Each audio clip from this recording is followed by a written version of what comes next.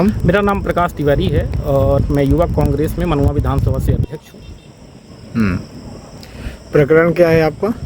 प्रकरण ऐसा है कि अभी कुछ दिन पूर्व हमारे गांव में शराब तस्करों द्वारा शराब तस्करी की जा रही थी, तो ग्रामीणों द्वारा शराब पकड़ी गई। मैं भी वहाँ मौके पर था।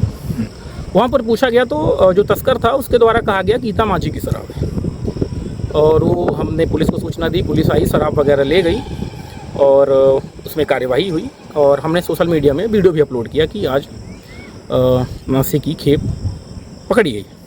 इस संबंध में आज हमें सूचना मिली कि 23 जुलाई को किसी गीता माझी नाम की जिला पंचायत सदस्य ने मेरे खिलाफ नामजद एक आवेदन दिया हुआ है कि आरोपी प्रकाश तिवारी और ब्लैकमेलर असंसदीय भाषा का प्रयोग मेरे खिलाफ किया हुआ है।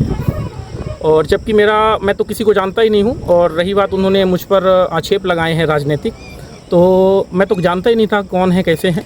नहीं तो गीता माझी ये शराब ठेकेदार हैं क्या? मुझे नहीं पता गीता माझी कहाँ से क्या कैसे। तो त्यूनी में शराब पकड़ी गई और त्योथर में धुआं उठ रहा है।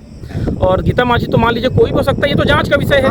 जो तस्कर है उससे पूछताछ की जाए कि उसने गीता माझी का क्यों नाम लिया। भाई शराब तो पकड़ी गई है ना भाई, तो आपको कैसे शराब तस्कर के द्वारा ही ना पता चला ना? एक तरफ हमारे माननीय आईजी साहब, एसपी साहब महोदय के मार्गदर्शन में हमारे मनुआ थाना प्रभारी महोदय श्री पुष्पेंद्र मिश्रा जी नशे के खिलाफ अभियान चला रहे हैं। अभी हाल ही में इन्होंने गांजे की बहुत बड़ी खेप पकड़ी है, जो मनुआ के इतिहास में पहली ऐसी बड़ी कार्यवाही है। बिल्कुल। और हम लगातार प्रशासन के सहयोग के रूप में हमने वहाँ जब ग्रामीणों के द्वारा पकड़ा गया तो हमने प्रशासन को सूचना दी, प्रशासन ने विधिवत उसमें कार्यवाही की। लेकिन इनके द्वारा जो राजनीतिक रंग रूप दिया जा रहा है, और इन्होंने बोला तो मैं इनके खिलाफ खुद मानहानि का दावा ठोकूंगा, क्योंकि इन्होंने मुझे ब्लैकमेलर और आरोपी जैसे शब्दों का प्रयोग किया हुआ है।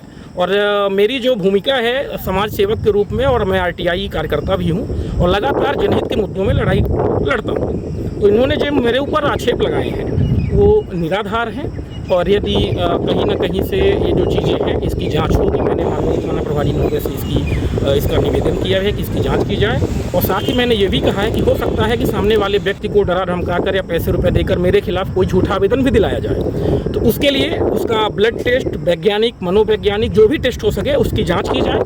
और मैं शासन प्रशासन से भी अनुरोध करना चाहूँगा कि मैं ठीक है, मैं विपक्ष की भूमिका में हूँ और मेरा उससे राजनीतिक द्वेष किसी से क्या होगा।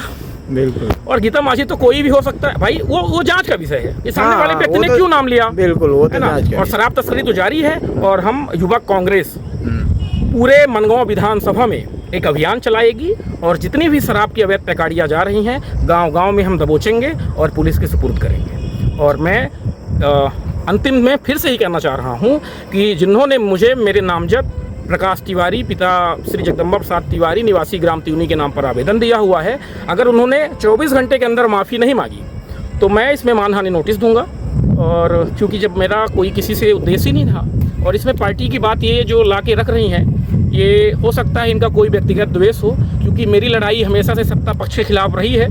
तो हो सकता है इस षड्यंत्र कोई रच रहे हों, पर कोई भी षड्यंत्र इनका कामयाब नहीं होगा। मैं लगातार जनहित की लड़ाई लड़ा हूँ, जनहित की लड़ाई लड़ता रहूँगा।